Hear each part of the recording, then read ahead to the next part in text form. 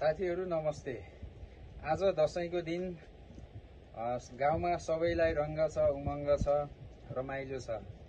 तर बोबाङमा विगत लामो समयदेखि पूर्ण रूपमा अशक्त अपाङ्ग भएकी र पूर्ण रूपमै कसैको सहारा नभएको बेसारा झेंग्री बिकालाई भने यो बेला ठूलो दुःख छ, कष्ट छ।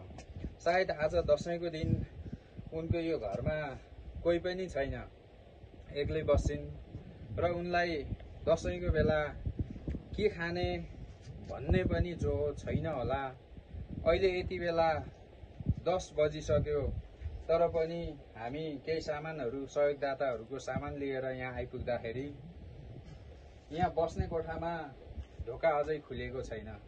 सायद मलाई लाग्छ यो आज दशैंको दिन केही पकाएर खानालाई खाना खर्च छैन होला, भोकै भएर पनि होला। त्यही पीडाकै बावजुद पनि बाहिर यो सुट्ने ढोका समेत नखोलेर बसेको हुन सक्छिन्। अहिले मैले भित्र बोलाएको छैन। अब तपाईहरुलाई उनको अवस्था के कस्तो छ त्यो सबै कुरा चाहिँ म यहाँहरुलाई देखाउँछु। र यो केही वर्ष अगाडि मैले झेंग्री बिगाको यस्तै चाहिँ दयनीय कारुणिक अवस्था फेसबुकमा सार्वजनिक गरेको थिएँ र सोलुखुम्बु निवासी हाल वैदेशिक रोजगारको सिलसिलामा फ्रान्समा रहनुहुने आदरणीय दिदी कलावती विश्वकर्माले उक्त भिडियो देखिसके पछाडि झेंग्री बिगालाई प्रत्येक वर्षको एकचोटि दशैं तिहारको अवसरमा मैले केही सानो सहयोग चाहिँ हरेक वर्ष उपलब्ध गराउनु छु भनेर अहिले पनि यस वर्ष निरन्तर रूपमा चाहिँ केही आर्थिक सहयोग उपलब्ध गराएर खाद्यान्न सामग्रीहरू खरिद गर्दिनु भनेर भन्नुभएको थियो र यो वर्ष पनि उनलाई नुन, चामल, तेल, दाल, मासु अन्य लगायतका चाहिँ खाद्यान्न सामग्रीहरू यहाँ ल्याइपुर्याएका छौं र अहिले उनको अवस्था चाहिँ यस्तो छ। यो अवस्थालाई बुझेर मानवीय हिसाबले यति ठुलो महान सहयोग गर्नुहुने आदरणीय दिदी कलावती विश्वकर्मा प्रति धेरै धेरै हृदयदेखि नै हार्दिक आभार व्यक्त गर्दै बाँकी चाहिँ म झेंग्री बिगाको अवस्था के कस्तो छ तपाईहरुलाई भिडियो मार्फत देखाउन चाहन्छु। झेंग्रीको यो ढोका बस्ने यस्तो छ। झेंग्री ढोका खोल्ने कता आत? यसरी देख्न सक्नुहुन्छ। सायद केही पनि छैन पकाएर खाने, यस्तो बिजोग अवस्था छ। मैले 4-5 साल अगाडि पनि झेंग्री बिगाको अवस्था यस्तो छ भनेर सामाजिक सञ्जालहरुमा सम्प्रेषण गरेर व्हीलचेयर लगायतका अन्य व्यवस्थापनहरू गरेको थिएँ। यो ढोका कसरी खुल्छ है? ढोका खोलौँ त। यो ढोका पनि यसरी बिजोग अवस्थामा छ। त्यो खोल्नु त भएन। यो ढोकाको माथि कब्जा फुस्किएको रहेछ।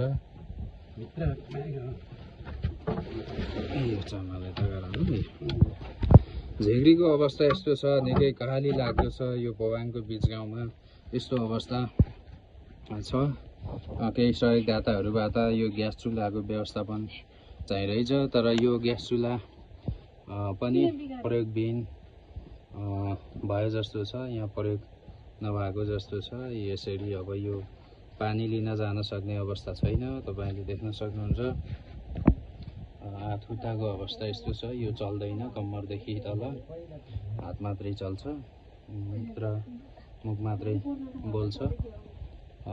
यसरी नै विगत 15 वर्षदेखि यसरी जीवन कटाइराखेकी झेंग्री बिगाको अवस्था निकै दयनीय छ।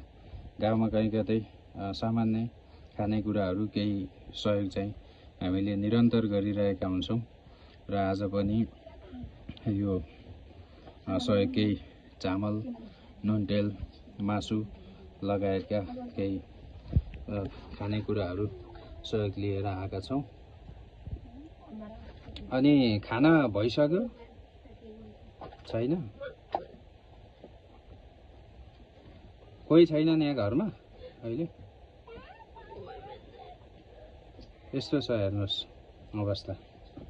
यसरी बस्न बाध्य, झेङ्डी बिगालाई हेर्ने रेखदेख गर्ने कोही पनि छैनन्।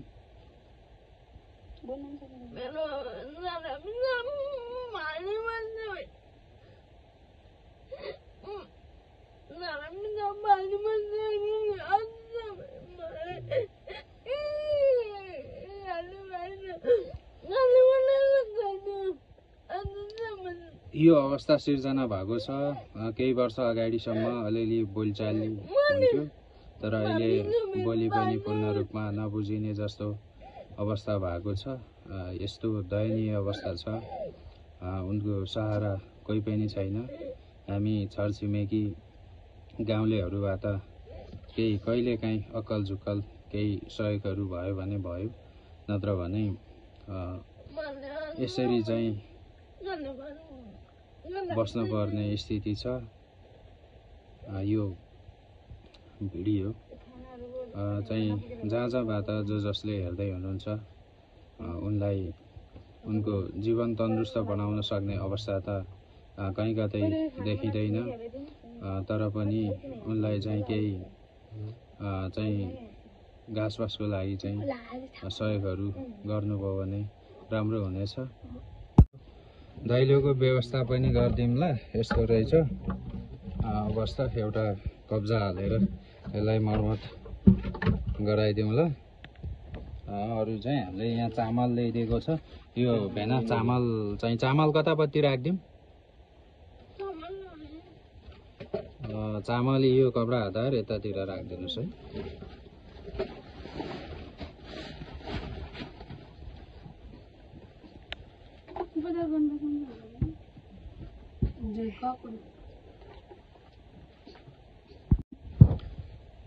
चामल अनि मासु, प्याजहरू लगायतका केही खानेकुरा यो दसैँको लागि ल्याइदिएको छौँ।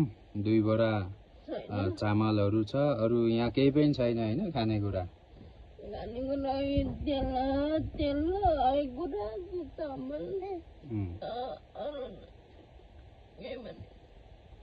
भित्र बाहिर गर्न सकिन्न हैन आजभोलि?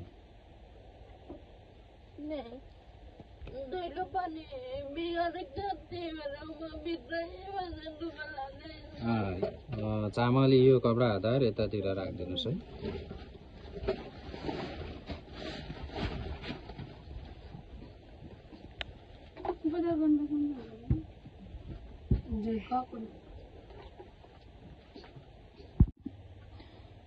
के आवश्यक छ झेङ्ग्री?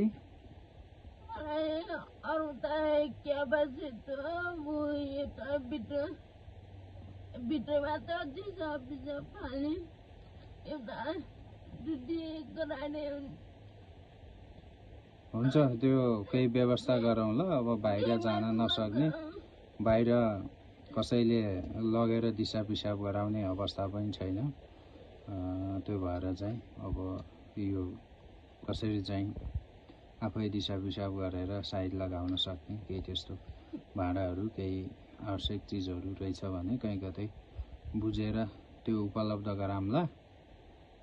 अरू कहीँ कतै केही सिद्धियो भने, नुन तेल केही खानेकुरा सिद्धियो भने चाहिँ कोही नानीहरू आउँदाखेरि पनि मलाई खबर पठाए हुन्छ है।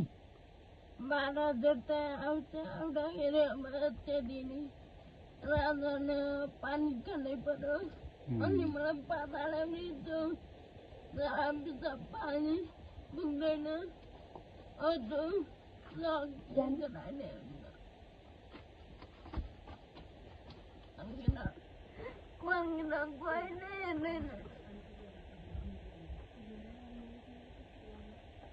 हुन्छ, हामीले सक्ने सहयोग गरौँ ल। कहाँ के गर्न सकिन्छ यो ढोकाहरू बनाइदिउँला। र अरू चाहिँ भित्र बाहिर गर्नको लागि नसक्ने मान्छेलाई चाहिँ कसरी दिसा पिसाबलाई व्यवस्थापन गर्न के चाहिन्छ त्यो चिज चाहिँ कहीँ विकल्प गरौँला है। हुन्छ हुन्छ ल हेर्नुहोस् साथीहरू अवस्था यस्तो छ। सायद मानिसले भन्छ मरेपछि स्वर्ग नर्क गइन्छ भनेर, सायद नर्कको जीवन यही होला, यस्तै हुन्छ होला भने कसैलाई आठखुट्टा सक्लो हुने ठिकठाक हुनेहरूलाई त्यही नै स्वर्ग होला। यस्तो अवस्था छ, सहारा कोही पनि छैन, एक्लै बस्नुपर्छ, भित्र बाहिर गर्न सकिँदैन। आज दसैँको दिन छ, सबैको घरमा सबैको परिवारमा हर्ष उल्लास छ, उमङ्ग छ। सबै बाहिर टिका जमाएर लगाएर ठाँटिएर रमाउँदै हिँडिरहेका छन्। तर यहाँ अझै चुलो बलेको छैन, पेटमा पानी सिवाय अरू केही परेको छैन, पानी पनि लिएर पिउन सक्ने अवस्था छैन। पानीको बोतलहरू पनि यसरी खाली छन्। कसैले पानी भरेर ल्याइदिए मात्रै पेटमा पानी पुग्छ। यो अवस्था झेलेर कठिन्जेलसम्म बाँच्ने, कसरी जीवन जिउने, सबै कुरा बुझ्ने, सबैलाई चिन्ने चेतना छ। यस्तो मानसिक रूपमा ठिकठाक भएको तर शारीरिक रूपमा पूर्ण रूपमा अशक्त भएको मान्छेको मनमा के कुरा खेल्दो, कस्तो हुँदो, सायद यो कमै मान्छेहरूले सहन सक्छन् होला। मानसिक पीडा झन् कति दर्दनाक होला। पानी समेत पिउन नपाउनुको यो दुर्दशा, यो दयनीय कारुणिक अवस्था यहाँहरूमा जसले यो भिडियो हेर्दै हुनुहुन्छ सबैसँग सहयोगी मनहरूसँग पुग्ने गरी सेयर गरिदिनु होला भन्ने अपेक्षा गर्दै यहाँहरूलाई थप उनको अवस्था पुनः देखाउनेछु र कसरी चाहिँ घाँस कपासको र सामान्य जीवनयापनको व्यवस्थापनलाई सहज गर्न सकिन्छ भन्ने प्रयास रहिरहनेछ। धन्यवाद।